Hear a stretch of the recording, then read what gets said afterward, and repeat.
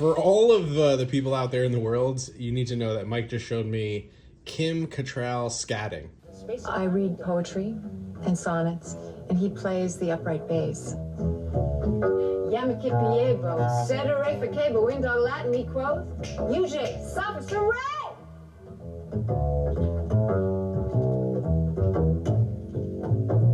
Well, he bit all the he-dogs and winked at all the she-dogs. The town never knew such a hullabaloo as that little dog raised till the end of that day.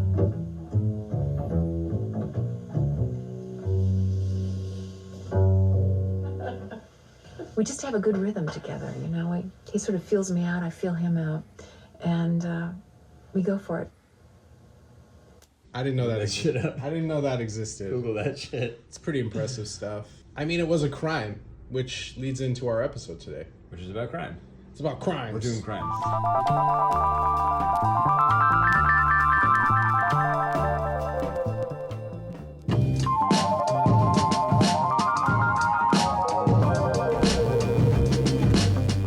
We're doing crimes. Today's about crimes. All kinds of crimes. So what's this? Um, Chuck Forsman?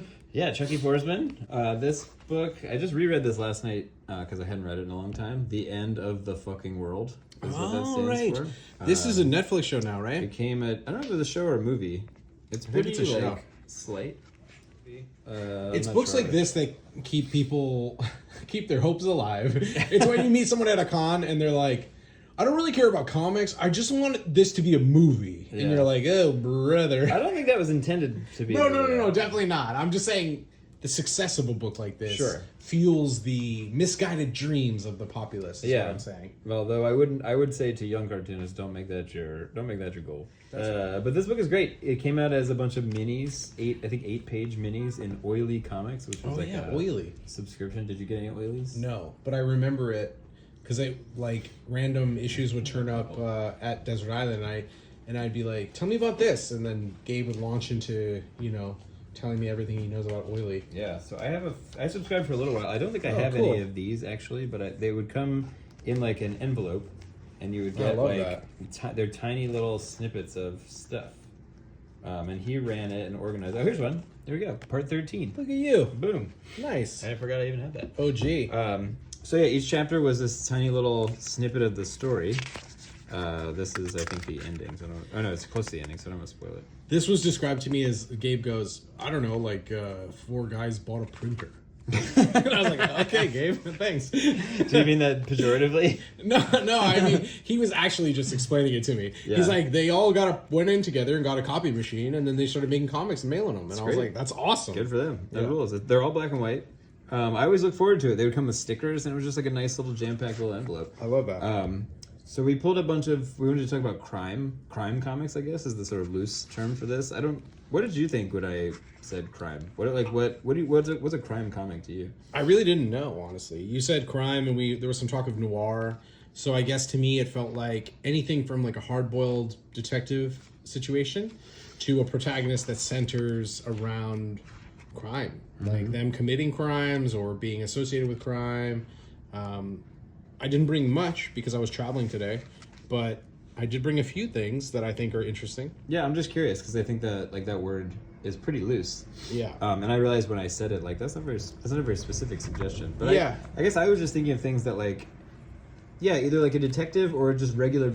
I like stories where regular people get involved in a crime, either intentionally. Not regular people, like all people are regular people, but like people who are not professionals, career criminals, I guess, or people who who are intentionally doing something. Like when someone stumbles into a crime by accident, like in a Coen Brothers movie or something.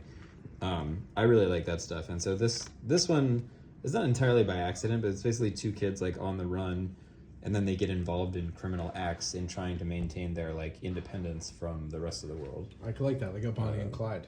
Sort of, yeah, but it's very low stakes. They don't rob a bank.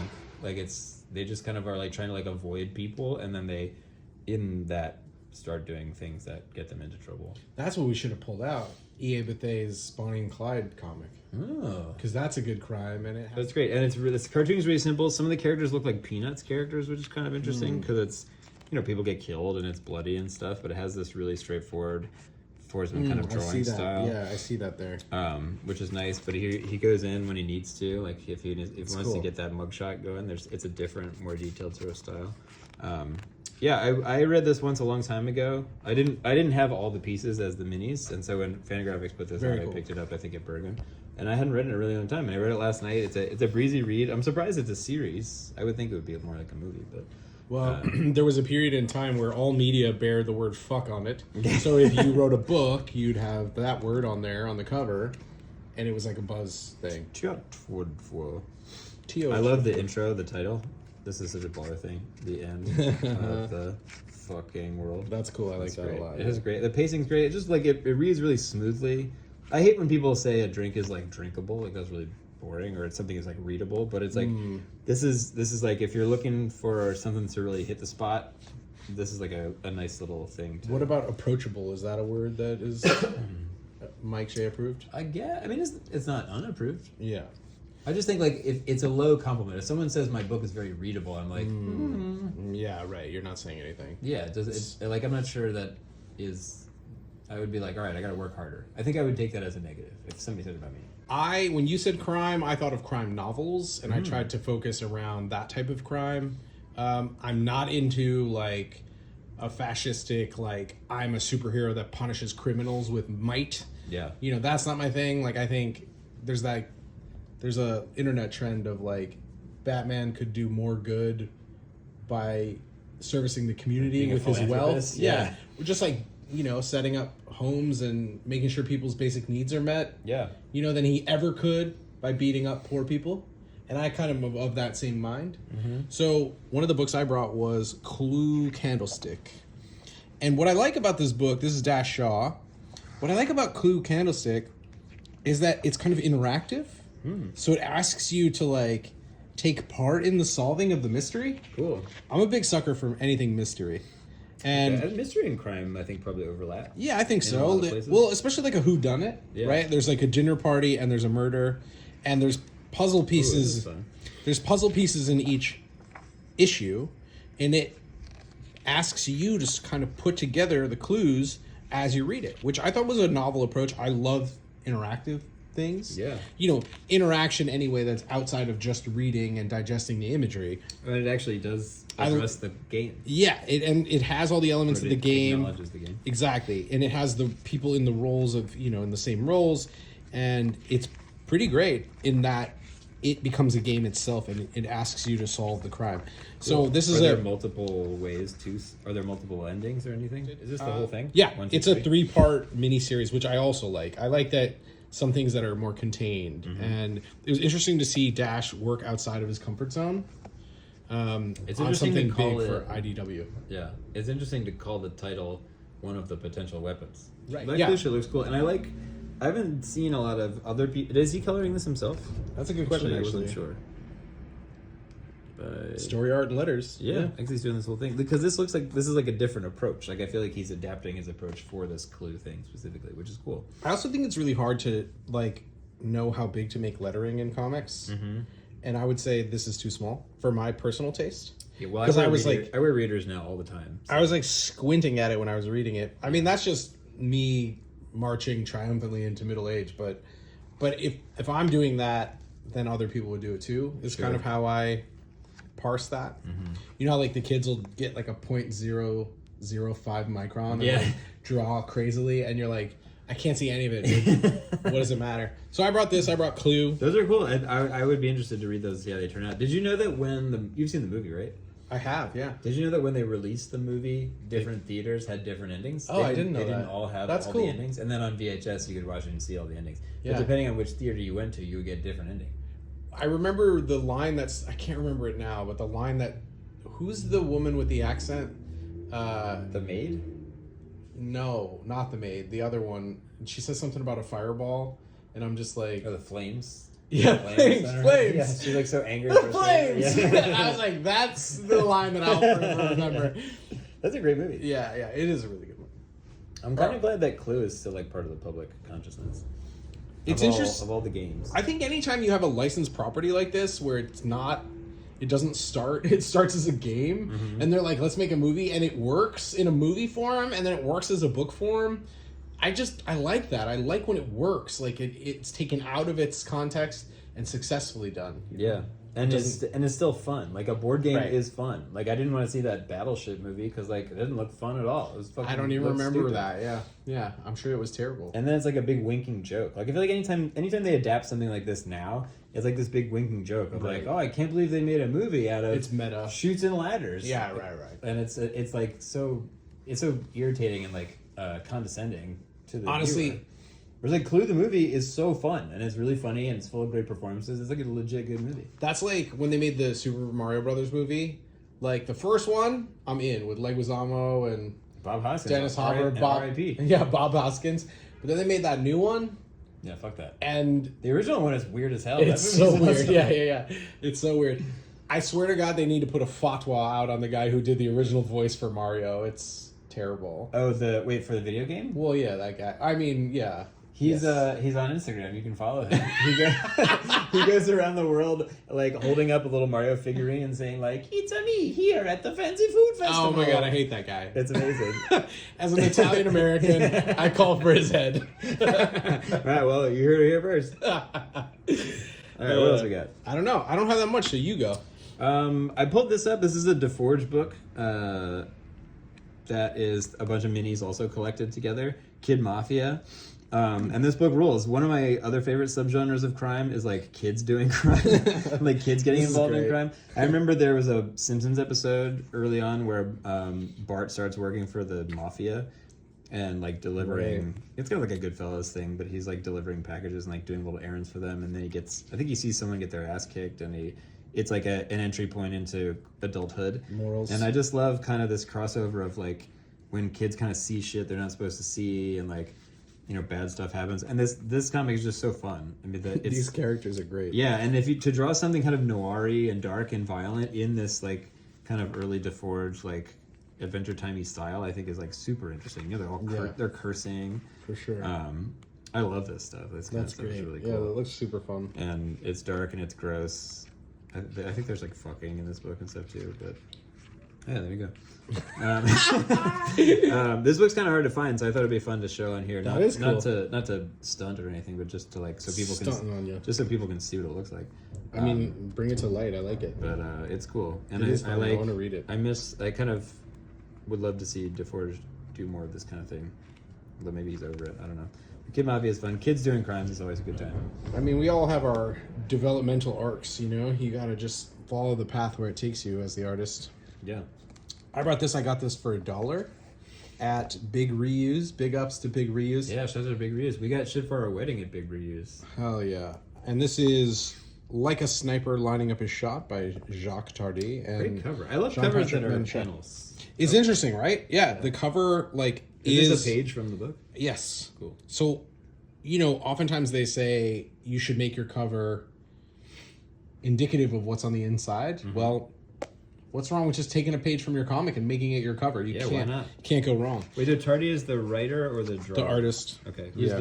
What's the other name on the cover? Jean-Patrick Manchette. Manchette.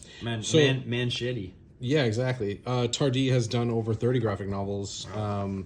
And this is about exactly what it sounds like, about an assassin. And it actually reads really well. And there's something about this, like... Adapted from the novel. That's interesting. Yeah, there's something really great about the way that it's drawn. I mean, obviously, the man is very skilled. Oh, yeah. But Lot it of also serves the plot in a way that's really cool. Like you were saying, like, seeing cartoony people do, like, really heinous, violent acts. Mm-hmm. There's something that, like... that juxtaposition is really powerful. Yeah, I mean, I think if it's too gory or if it's too realistic looking, it's hard to look at. Like, Yeah. I think there's something off-putting about the violence and something that looks like this, but also it's not too much. You're not Somebody just like, told me I "Oh, should be off-putting. oh, off-putting? Off-putting because I'm overweight. Oh. I thought you were saying off-putting, like golfing. That was a golf joke. Can you tell which panels were photo referenced? I sure can. Backgrounds? Yeah, definitely this one and that one. Yeah, for sure. Well, because we talked about it before in that other episode where we can always tell when it's photo reference. So and I think don't mind it for backgrounds. To be Yeah, honest. yeah. No, I think it's fine. That's how almost all manga works. Like, I think it's fine. I'm just saying it sticks out. Yes, that's the point. for It's sure. like this sticks out. It's very well drawn. Don't get me wrong. And I've done stuff like this before too. My There's biggest nothing beef- wrong with it, but you can Yeah, see it. It sticks definitely. out from everything else. my biggest beef is when the photo reference is all or some of the people in the poses. Sure. 'Cause I think it looks phony and it looks posed, and it removes the voice. It removes the observational voice of the artist from the And I think characters. you can do this without it being so meticulous. Like I would like it better if you just maybe you do one that's photo referenced and then try to draw what you remember of the drawing. That's the visual vocabulary approach. So Yeah, you do yeah, you do a shitload of architectural research drawings. Yeah. and then you draw the actual comic from your brain. Right. But And this maybe is that's what he did. I don't know. I mean, this is really strong and it's really beautiful. And for $1, I was like, yes. Yeah, And I it's a would great read that. story too. It's really fun. It feels like upside down James Bond or something. Yeah, there's a whole world of this stuff that's similar to this. Some of it is French, and some of it is what's the Killhofer guy? The pages look kind of like this, but the panels. I'll look it up. But the panels are all kind of jumbled. They're like not. Yeah, I don't know. You know what I'm thinking about? But anyway, speaking of panels on the cover, have you read this book? No, I have not. This book is awesome. Flip through this book. Did we look at some E.S. Glenn before? I don't think so. I had kind of forgotten I had this, and this book is amazing. This I is started cool. rereading this last night. It starts off as like a group of people. I like the cartoony Yeah, who kind of interspersed with the. yeah, they kind of used to know each other, and then they get involved in some criminal shit. One thing that's really interesting to me about this book is that like the characters they're in like real life, but they're also reading comics, and so they're also in the comics, and then Whoa. their TV shows get involved, and so it starts to blur the line between like, and then some of the characters are making the comics about other shit that happened. So there's all these like levels of storytelling in this that I think would be easy for it to get really messy and really sloppy, and it's just like kind of brilliantly handled the way. When did this come all the out? separate- I got this I think 2 years ago, maybe. Or a So year and a half recently. ago. Yeah, it's pretty recent. There was a Bum 1, and I think maybe this contains the first one and has other shit in it. I think. 21. 21. Okay. Oh wow. So I just got this a couple of years ago, but I was reading through this again last night to remind myself of what it was, and I was like, holy shit, this book is amazing. This is really cool. I see the influences here too. Yeah, but it's also sort of its own thing. Oh, 100%. It's not 100%. It's not riffing specifically. on No, anything definitely that I can not. see. And it's funny and it's weird and it's violent. I love it. Yeah, just like graffiti stuff. Well, Lots- the three main people used to be like graffiti writers. Yeah, Oh, that actually, tracks. one of my favorite things is at the beginning of this. There's a picture of them when they used to be graffiti writers right here, and I think this With is their like b-boy stances. kind of genius. They're like, so this is them originally over here, and this is them as they got older, and it says one of them is like an investment banker or something. Right, but that guy. But I love that they're all wearing the same pants, because it's like cool to wear pants even if you're a Yeah, rich yeah, person. yeah, but yeah. they're wearing like suit jackets. I thought that was like such a funny little That is detail. funny, yeah. It's like, here's them as painters, and they kept the pants, but they just like upgraded the other shit. Do you ever see the like Gucci or like whatever luxury brand does like the splattered paint pants? Yeah. And you're like, what the fuck? I saw pants on the train the other day. Someone was wearing pants that had a hole, like a jeans hole, Yeah, sure. but printed on it. Like it wasn't Sick. a real hole; Sick. it was a fake hole, printed to look like it was a worn hole. I was like, this is many steps past my. There's a understanding. joke in there somewhere. Yeah, But yeah. I can't winkle it out right now. Go winkle it right now. I just remember when I used to paint and I'd Yeah. have shit on my clothes and somebody goes, so you wear like paint clothes? So like I'm a writer, so would I wear a typewriter around my neck? And Shut the fuck I'm up. just, these are just my clothes that I was wearing today. I'm Yeah. not doing them for like my bona fides or anything. What are you, like a paint pants guy? That's so funny. Yeah, great. There's just great cartooning and stuff in here. He knows when to slow it down, when to simplify it. It gets really surreal in a lot of places, but That's really cool. effectively. Like, it doesn't feel random. I like the clean line background. I mean, he's changing up the background quite a bit. Yeah. But there's a clean line kind of background through it that I love this little detail. that works really well. So this page is like kind of hard to read. There's like paper, But there's a guiding you. little paper that guides you up into this area, and then this That's is the really page smart, that actually. he's reading right here. So this Right, takes and you there's the back paper in. back there. No, Yeah. that's one of his hairs. Yeah, I like that a lot. I think that using a plot or like a scenic device like that is really smart. That's Yeah, a really I'm really nice. sure that it could. That's a nice touch. Instead of just putting an arrow I'll probably steal or that. a number or something, like to have this little thing, because you're reading it up here and you're like, wait a minute, Yeah. now what do I do? blows And then off this the goes wall. whoop, and then you read this Yeah. page. And I like that you read this page before you know the source of it, and then you get to the next part. There's only one place to go from here, and he's reading a comic that's this page right here that also has him in it. So there's all this like yeah. weird meta shit. going It's on. interesting too to like It's interesting to stitch together your interests like comics and graffiti into your comic with books, and you can be meta in a winky way, but it works really well in the story and isn't like pedantic and annoying. Yeah, and then it becomes TV shows also, and That's it becomes cool, like yeah. how these characters are represented in these different mediums. I like that a and lot. who are the authors? Who are the viewers? It's a pretty kind of genius thing. There's like a sketchbook thing in here as part of the story. I love it. It's fantastic. I really want to spend. I reread the first like quarter of this last night. I was like, this is fucking great. That's cool. It's really dense too. This is like a thick. Do we know much about E.S. Glenn? I don't know anything about E.S. Glenn. Let's see if we can get E.S. Glenn to This come on is the a show. Floating World production. Floating World, so Oregon. Do you think they're West Coast then? I really have no Let's idea. find out.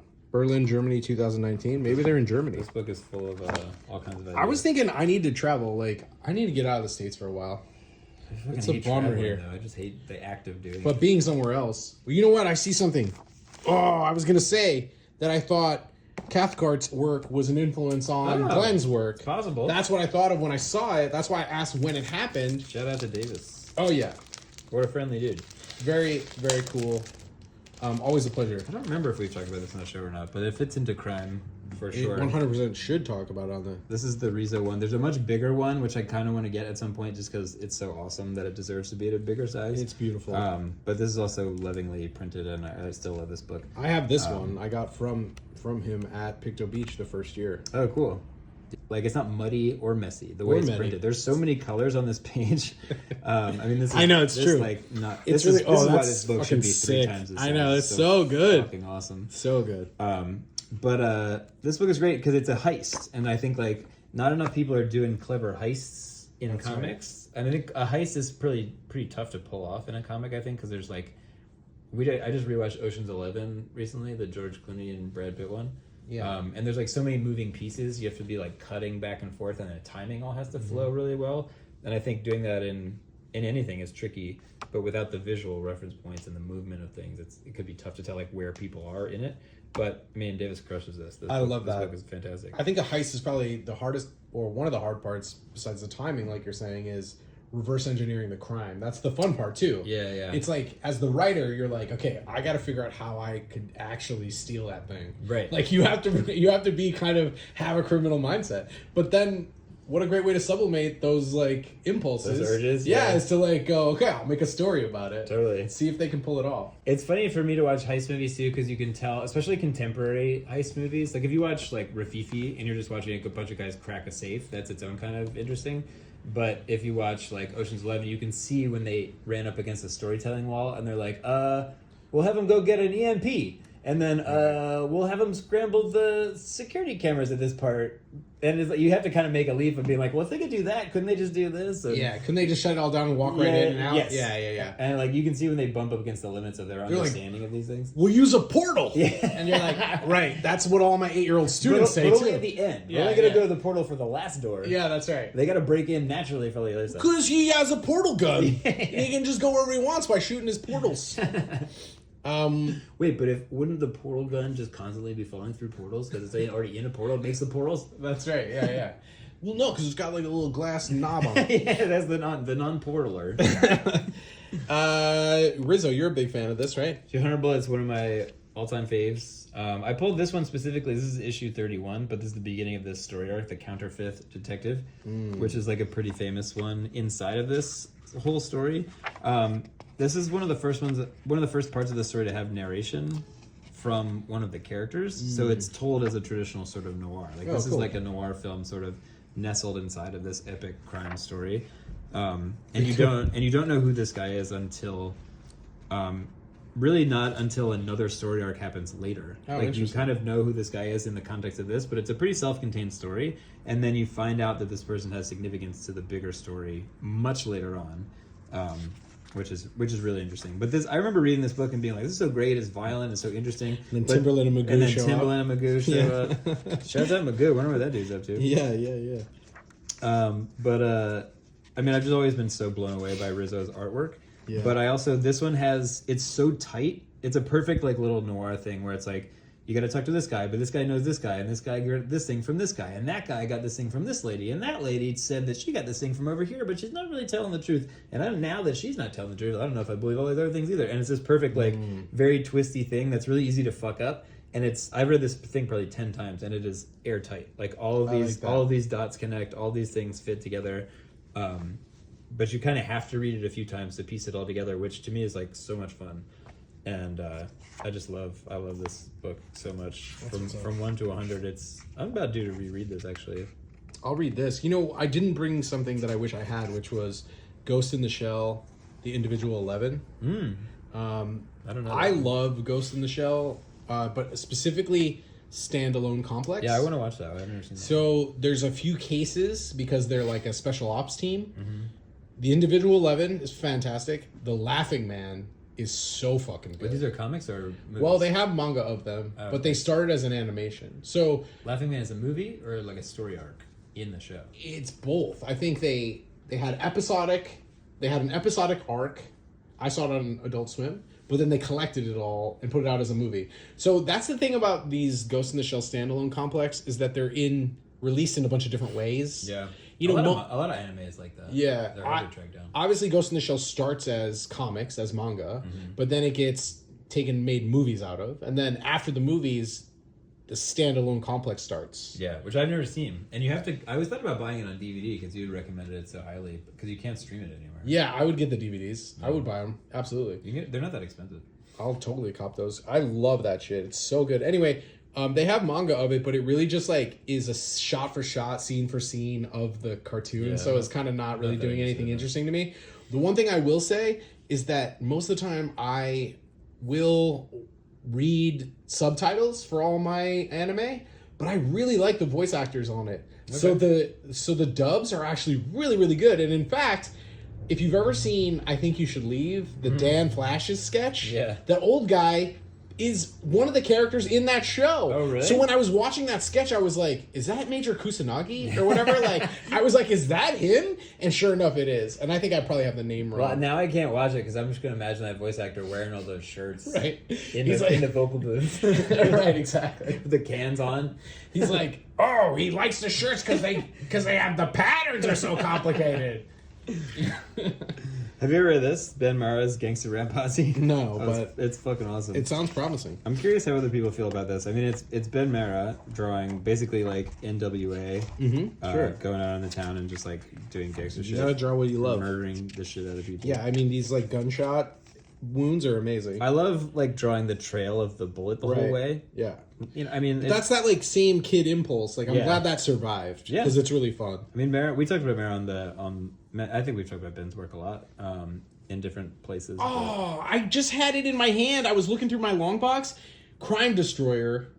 I had it in my hand, and it's Ben Mara and Josh Baker. Oh, I don't have that one. Yeah, wild. I should have brought it. Damn. Well, we could film it, edit in later. That's true. This looks like Snipes. Yeah, so I think he's making reference points to a lot of different people of the era.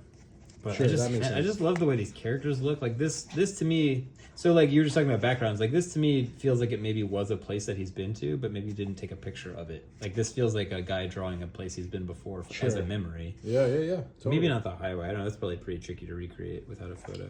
I don't know. I mean, it feels very. It reads like L.A. It feels very site specific. Pulled from memory. That's kind of what I like about Mara's work is that he draws everything like with that same energy that you would when you were young and you just make the comic. And it's like, and you watch him level up all the time because he goes at it with like real passion. Yeah, and he understands where to place black on the page so well and on the characters. I don't know. I just think like he does such a great job rendering all this shit. Like he puts the pencil down, he puts the pencil drawing down, and just renders the absolute shit out of the stuff on top of that, and it looks so cool. And it doesn't look like real life, but it looks like his real life. Like it's all internally really consistent. That's what's up. I also love when you print the last page of the comic on the last page of the book. I think there's 2 of these Gangster Rap Posse. It's awesome. How could you not get it? American Tradition Comics. If you were a kid in the 90s. That's his Instagram logo, too, I just realized. Yeah, American Tradition. Yeah, That's the imprint, I think. Yeah, that's cool. Nate Doyle in the house. Nate, we've talked about a million times, but Not a million. At least one time. We've talked to Nate. Talked to Nate, but his work has come out before. But this story, We have showed it before. the story he's serializing in here, I think of as a crime story. It's good to see him again. Blood and Thunder. What's up, Nate? Nate is the fucking shit. Yeah, Nate's at a drawing and at being a dude person. But this is kind of a crime story of like, I think just again regular people kind of getting wrapped up in criminal things. Right. But it's rooted in kind of like the relationships with each other, which is the interesting part. Like the crime itself, I think, is always kind of besides the point. Like unless it's like a heist film where that's the center point. But I think for the things of like regular people getting involved in crime shit like this thing and some of that kind of stuff, I think if the people aren't interesting and the crime is not that outrageous, you kind of lose it. There's not that much there. Do you have any Stray Bullets? I have all of Because Stray Bullets is like a great crime comic. I didn't pull Stray Bullets, but I pulled out this Dave Lapham. Oh, sick. Hell yeah. Because I feel like I've already talked about Stray Whoa, Bullets. is that Slash Maraud? Yeah. Whoa, I love Slash Maraud. We read it in club. Really? Shouts to Joey V. I bought this off of someone's apologies if this is you, but I bought this off of someone on Instagram who sells it's a like an online a guy who sells stuff just like Break on through to the other side, am I right? Slash Maraud rules. Slash Maraud was so fun. It was a weird comic set in the future. It has like Blade Runner vibes. Yeah, it but has it's like retro future. Yeah, retro future. It has like a bunch of like movie influence, but you get like a lot of cool characters. Definitely like Star Wars inspired. The in character parts. design is really good. Yeah, I remembered really liking the characters. This is some shit I would draw. And like, I don't know. I just had a lot of fun when we read Slash Maraud. Yeah, I pulled this because it is like sci-fi, but it's basically like a sci-fi noir kind of. Yeah, I think when I think of it, I think like, Escape from LA, whatever. It's just like all the stuff, Mad Max. Yeah. It takes everything that they like and kind of puts it in a blender, spits it back out, and It it's just has super that weird. sick Paul Gulacy artwork. Yeah, right. So awesome. Which Gulacy reminds me of Mara a little bit, actually. Yeah. Now that we're talking about it, because of the same kind of like thick black bodies, like all the bodies are blacked in a way that like makes them look really like solid. I mean, that's badass. Like this fucking page is awesome. It's so good. Like the spaceships exploding. Yeah, He's yeah. riding a fucking motorcycle with a chick in a zebra costume on the back of it. Very like, fun. Tick all the boxes and go very for it. fun, very fun. Another book that was similar to that with like ticking all the boxes. We read Beowulf. DC has some sleeper hits. Wait, I'm gonna say not like the Beowulf that we not the epic poem that is total trash. I'm talking about Beowulf has epic poem. That's taking shit on one of the oldest literary things that we. I'll never forget. This has everything. What I was saying was like Beowulf is a similar thing where it's like you got aliens, you got time travel, you got wizards, you got dinosaurs, you got robots, They were like, let's take every cool thing we can think of and put it in a comic and call it Beowulf. Okay, It's fucking awesome. I guess that's public domain, right? The name of Right? Yeah. the Exactly. Beowulf thing. Yeah. Yeah, Slash Maraud is dope. I recommend it. I don't know if this is collected anywhere or not. It's like a little dated, but in a really fun way. I thought, like, if you're the kind of person who sometimes you're in the mood to like watch a shitty old action movie on Tubi, like this scratches that itch. Totally. 1,000,000%. No surprise then that Joe would sniff it out for Club. Oh, Yeah, it's it's great. total his vibes. Fantastic, super fun. So Murder Me Dead is. Oh yeah, so Murder Me Dead. This is. I feel like I talk about Stray Bullets all the time, so I didn't want to like beat that horse down. Beat that horse. But I love Dave Lapham, and this is a self-contained book. Actually, I'm gonna do that later. Shout out to Kevin Fogg, who we mention all the time. Hell yeah. But he spotted this at the Strand on the discount rack shit. and was like, "Dude, you like Dave Lapham? I'll pick it up for you." It's like $10. Kevin's a G. But that looks this cool. book is great. It's a self-contained story. It's just a noir thing, and he has like a little intro and basically says like, old school noir is great. New noir movies are garbage, and I wanted to see if I could do the version of this that I really like and think is good, but do it in my own way. He's famous for using this 8-panel grid in Stray Bullets, and then in this one the grid is all over the place. So I think it's a different approach. A lot of panels. So you can see him kind of expanding on things. Yeah, but he breaks it up a little bit sometimes too. Oh, I'm not saying it's bad. I'm just saying it's a lot of panels. It's good. And I think this came out as single issues. That's what the chapters are. It feels like it did.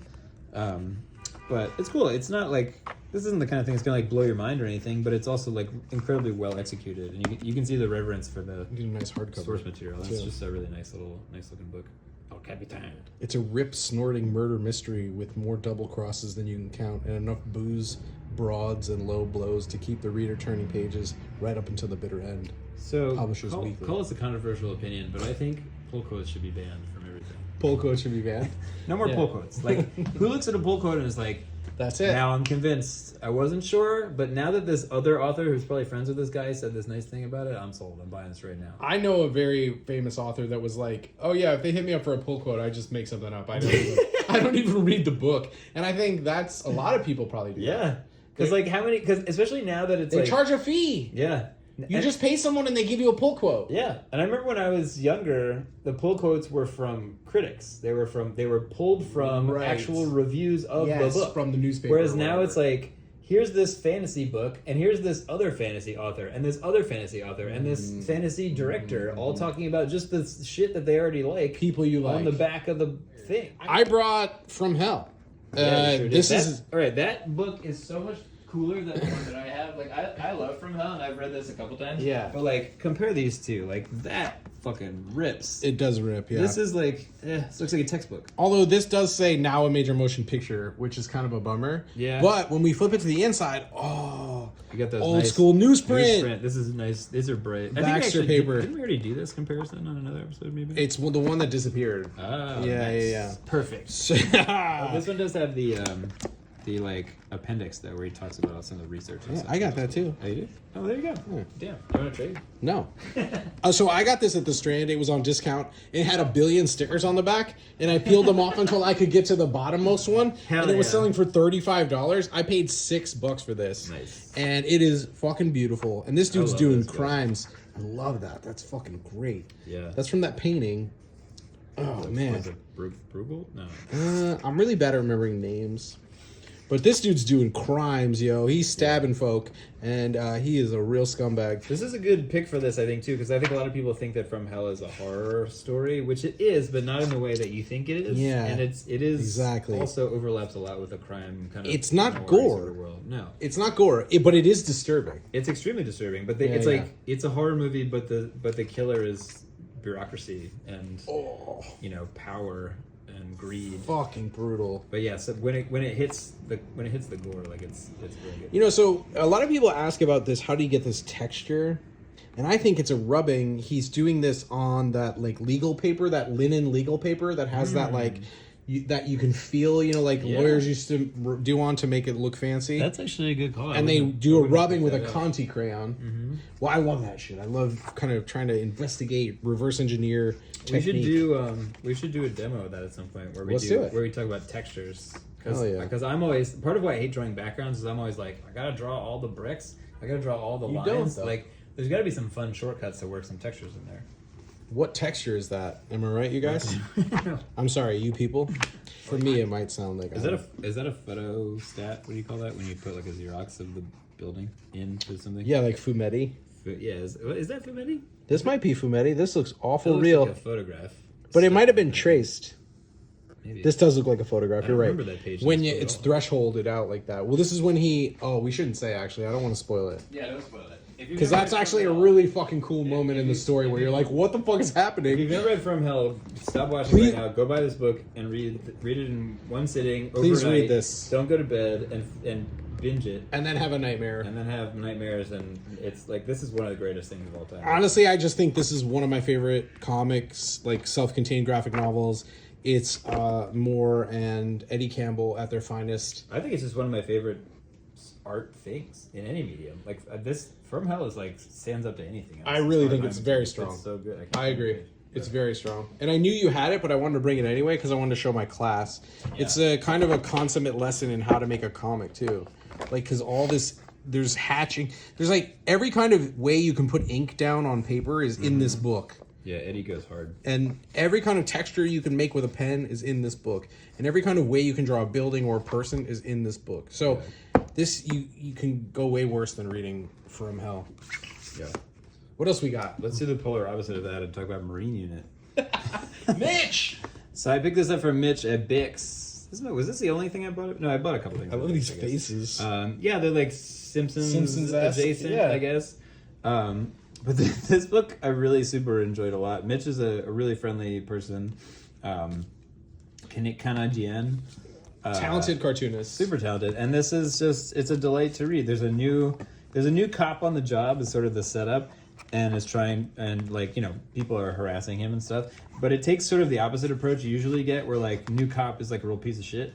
This new cop on this job is like kind of trying to be the nice guy and trying to fit in and trying to be like the voice of reason, and just gets completely trashed throughout the entire book. So it's a, I don't know if it has like a real moral stance or anything, but it's kind of flips the traditional setup where like all the other guys he's hanging out with are like, this fucking guy's such a loser. I like the color palette too. The color, yeah, there's like 4 total colors. It's the same through the whole book. And it has these kind of fun sci-fi elements where like one of the characters just is a dolphin. Like they don't make a meal out of it. Yeah, they kind of went with like the like Miami color palette, but it looks like a little desaturated, so it's not too bright. And the paper is like off color. I wonder if do they use stark white ever in here for effect? I don't think so. Because you really could get away with like a ripping white lightning bolt or something in one of these pages, since you're using the off-white. Pants maybe. So good. It's like almost white. Yeah, this is really funny. Yeah, but it's really fun. And I was like, this is great. This is not trying to be too, like, I don't know, ostentatious with its philosophy or anything. It's just like, it's really fun. Like, this comic is really fun to read, and it's, by the end, you're kind of like, you kind of feel weird at the end, which I kind of enjoyed. Yeah, that's cool. I like that a lot. I'm glad you brought this out. Yeah, you can borrow that if you want to read it. I definitely will read it at some point, yeah. Sweet. And then we got Knickerbocker. Yeah. So these are not all crime stories, but I specifically Sean's ongoing story, that's something 3. Hey, what a great anthology. Sorry, I'm forgetting. Yeah, I think I'm 1 issue behind at this point. This so I haven't wonderful read all of size, it. too. Best of 3. So this is the first issue, which I think we brought up on our anthology episode, but this best of 3 is serialized inside of this Rust Belt review, and it's totally crime. I mean, it's classic. In a way that Lapham is pulling from influences. I think it's clear that Sean kind of likes these kinds of material in other medium, or maybe just in comics, I don't know. Yeah. But it's, you know, kind of scumbag guys planning to do something, you know, make a big score. I love the Sebring. Yeah. That's fantastic. It's like Michael Scott's old car.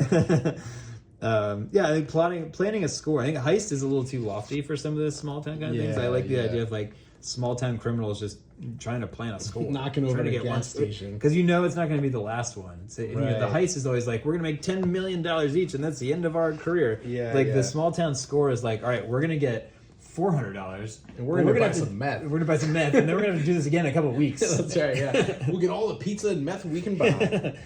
That's really funny. What about this? Is this crime? Oh yeah, I wasn't sure. It's hanging out here. I pulled that out. I also pulled this out, which we talked about before. This is definitely crime. And this book we talked about a little bit, I think, on our year-end list, because this was one of my favorites from last year. This one sort of starts as crime and then transforms into something else, and that transition I find like really unexpected and really delightful. I like that a lot, yeah. And then this Tekken King Creed is another example of like kids that baby up. Kids getting involved in violence, which is what a great book. Like I said, one of my favorite things. So this, I originally had the other version, which had flipped artwork, and I thankfully lent it to someone and never got it back. And you got the unflipped. They just released this, I think, last year. Viz did. This is the unflipped version, which has some great Matsumoto. The left-handed version, if you will. Yeah. As a lefty, I always use my sketchbooks that direction. And people ask, why do you go from the back of your sketchbook? Backwards. I'm like, there is no back. Back is not a real thing. Yeah, it's relative. So yeah, have you read this? I think I read it a long time ago. Because I saw the movie first and was like, wait, this is a comic? The movie's sick. And then the movie is sick. But once I knew that, like, I watched the movie and at the end it said adopted, skibbity flea it said adapted from the manga. And so then I went and tracked the manga down and read it. But it was so long ago. Yeah, I should read it again. It's great. But it's another, like, these two kids, I guess they don't really have parents. They don't have a place. They just live on the streets. They're like street kids. And they have a kind of sense of morality, and they stick up for the little guy. And then in doing so, they run afoul of these gangsters who kind of are also beefing with each other, and they become the sort of center point of the beef. Unbelievable. And the artwork is unbelievable. So this is also earlier Matsumoto, so it's pre like number 5. So the action is like it's like a little clunkier, but it's maybe less inventive, but it's just as satisfying. I don't know. Matsumoto's like on my Mount Rushmore. Oh yeah, 100%. I love Matsumoto. 100%. And also like. Usually when kids get involved in violence, it's like they whack someone in the shins and run away. Like these guys beat the fucking shit out of these guys, and it's awesome. It's like a metal pipe. Involved. Yeah. It's like a big deal. I was trying to find that part where he beats them all with the pipe. But yeah, and the film is great too. It's pretty much the same thing for the most part. It's really good. Yeah, it's a really close. Because I like the film so much, and that was my first interaction with Matsumoto derivative work. And then I tracked this down, and I was like, "Wow, that was a really faithful movie adaptation." Yeah, the neat thing about watching I'm not usually a huge fan of doing Look at that. of watching the film. Yeah, I'm not usually a big DNA there. Yeah, for sure. I'm not usually a big fan of like reading something and watching the adaptation. Like I like to do one or the other. But the neat thing about watching this film is how the camera moves. I mean, there's no camera, but the way they like shoot it for animation, like the way it moves is really interesting. So, has there ever been a time when the movie's better than the book? Like anything, any movie, any book. Do you have one where you're like, the movie was definitely better than the book? Because I have one. That's a good question. I don't usually think that one's better than the other. It's just that if I've read the book first, I can't get into the movie very well. And if I watch the movie first, I can't read the book because I'm picturing the movie. So it's not that I like one more than the other. It's just like I can't enjoy both of them in the same way. And be objective about it. Yeah, I understand. Unless it's like a wildly different adaptation. Well, because someone asked me that a couple weeks ago, and it kind of stuck out as a great question. Like, they were like, when has the movie been better than the book for you? And I was like, the one that came back to me was Fight Club. I really think that the movie version of Fight Club is better than the book version. I could buy that. I haven't read the book since I was in high school, but I could that makes sense. Also, what an irresponsible movie / book to release onto the American public. Like, there's kids with brains that were forever changed. I read it when I was like 15. Attitude. I remember reading it and talking about it with my parents at dinner, and I was like, "This is like my Bible." And my mom lost her shit. Yeah, she was like, "What do you mean? Are you guys blowing stuff up? Are you guys setting stuff on fire?" And I was like, "No, I just think it's awesome." And she's like, "Your Bible? You don't even what?" And I was like, "Well, yeah, what? I'm 15. I don't know what I'm talking about." Yeah, but exactly. Like, freaked her out. Hyperbolic words. Right, because they're domestic terrorists. Yeah. I think it's really interesting. I heard someone talking about the Bible on the way over here, and I was like, imagine a more useless thing than talking about the Bible. Like, and then I had this great idea where I was like, I'm going to release a comic and call it The Bible. The Bible. Yeah, no exclamation points, no the real Bible, just call it The Bible. The Bible, that's great. And then I was like, the Bible's the most widely disseminated book in the world, man. You got to publish it. Yeah. I think there's adaptations that like expand on things that I think are probably pretty good. Although I'm The Leftovers, I think is a cool example because interesting. First season I never read the book, but the first season is the book is actually different. Anyway, this is a whole different conversation. Well, I want to read the books actually because I really. There's only one book. Oh, there's only one book. There's only one book. It's only basically the first season, and it's different. Okay. And so the second and third seasons are expanding on the concept. I really love The Leftovers. Oh my god, it's the best. I love how surreal the last season got. I love that show so much. Christina had never seen it. We just rewatched it. I thought it was even better the second time. Honestly, I rewatched it not that long ago too, and I had the underappreciated show. I agree. All right, so we did some crimes.